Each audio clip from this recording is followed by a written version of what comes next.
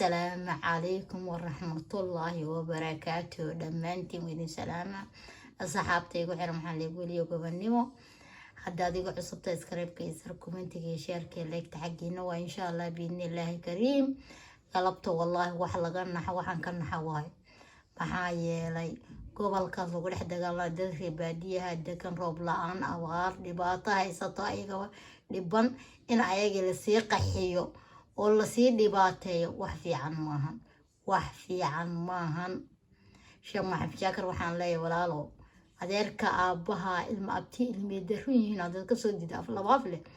waa adeerka aabaha ilma abti ilmi darun ay yihiin laba isla aabaha iyo ninkan kala dhashay walaalow waraan ku sheego maxay ahayd nin talada walaal qof dhan inta ku imaaday xamarkaaga saaga soo safray kula hadlay oo haddana adeerka ah hadda sharfi surtaani sharfi maysid kow qof dhan walaalka hadda sharfi anina kana sharfi maysid runaan ku sheegaa sheekh maxamed shaakir dadkaaga iyo shacabkaaga inaad qaxinin oo dad dhibaateen wiilal meeshaas oo ku dhamaadeen way is ognaanay aninka han wiilal kale oo dhalinyaraha nooga dhamayno kow mid labaad waxaan idin leeyahay dhibaato tii hore leh hanoo ahaato reer galmudug aan qoorqoor wax yara u dhimo oo ka daga hadda soo sharci karta laakiin maala yacni dad inuu u dhamaado dagaal hadii wax lagu dhifaa 30 sano wadankan dagaal ka socdo kaas maxaa wax looga istafiidi waaye qabyaalad iyo qurunkaas halkaas taagan waaye ku kala ma rabno dadka naga qaxinina una idin sheegayna ya dadka naga qaxinina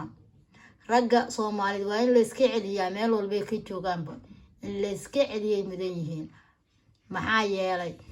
waxa dadka qaxina oo dhibaateyn oo xukunka doono xukunku dagaalan waa ayaga la iska keen celiyo waay haddaad ilaahay ka cabbiso waysan way iska keen celinayna dhalinyaradeena annaka dhanno in ka soo kaxaysanayno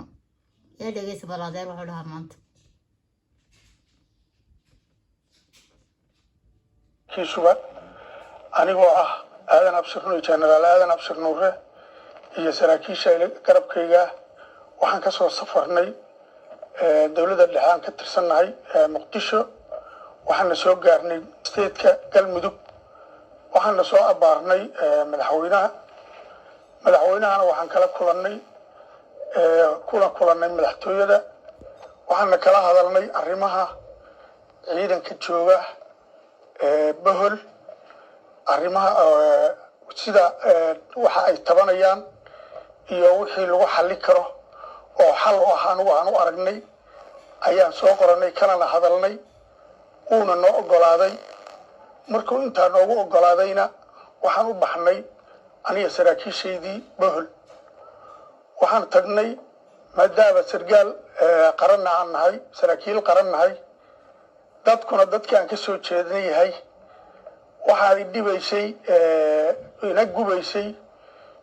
xilligan inaan galmudugna dagaal u baahnayn ayaguna dagaal u baahnayn deegaankuna dagaal u baahnayn intaas aan loo baahnaynba way dhibayeen waxaan ka ugu tagay ragga joogay oo sheekh shaakir ka mid yahay bahol waxaan kala hadlay wixii ay tabanayeen ayaa niri wax nooga sheega waxa aan tabanayeenna wax hadda markaan galmudug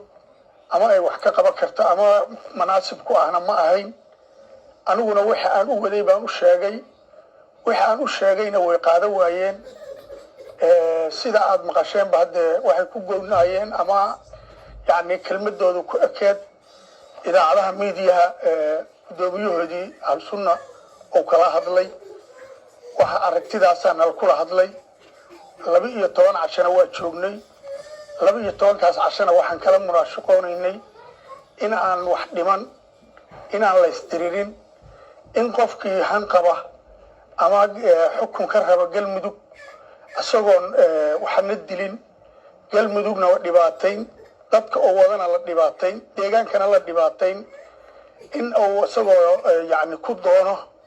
waxa uu doonayo yani si nabada warka aan u sheegnayna ma gelin waxa galay kulley aragti kala ayaa isu sawirtay ala kulli xaal dhinac walba markaan anagu ka tusnay la wada hadalnay 12 casho la joognay waxa arrimihii aan u tagnay oon u wadnay ama naga qaatay ama noo hirgalayna ma jirin haddana waxaan ku soo noqonnay gobolka arrintaas wixii hadda abniya oo abni ah marka waxaa leh dowladda galmudug wixii abniya ama xasilina ama ka wada hadala galmudug baa leh annaga sargaal ahaan iyo mas-uuliyad ahaan iyo qaraabo ahaan dadka aan ka soo jeedno wixii na dhibayay waan kala hadalnay waxna waa nooga fuli waayeen mar hadday intaasu fuli waayeen wallaahi galabta waxaa la yaab leh dad gobolka u dhashay haddana inay burburiyaan inta yaroo dhisan rabaan yaa maxaa idinka inka qaldan war ragow maxaa inka qaldan war xukun waa leelaa laakiin dad lama helo ee dadka hanaga dhammaynina nooga leexay meesha wallaahi anintaasaan leeyahay qoorqoorna waxaan leeyahay dadkeena ku kor dagaalam walaalow ninkaas hadduu tanasluwa meeshiisa ha taagnaado markuu meesha ku go'doomo 4 jir inta laga xiro asaga ama dhinac u baxayo jihadii jaha ka soo baxayse amsaas ayna dhihilaa laakiin yaan lagu dagaalam dadka shacabka dhexdiisa yaan dadkana maatada masaakiinta la laynin oo ceelka ka cabaa xoolahooda iyo bohol waa ceel dadku ay ka cabaan meel degaan xoog leh oo awood leh ma ahan ma fahanteen laakiin dadka masaakiinta reer baadiya xoololeyda ayaa la dhamaynay oo ceelka u soo aruuray guul iyo gobonimo ay leedahay dhammaantiinba وليست إن شاء الله.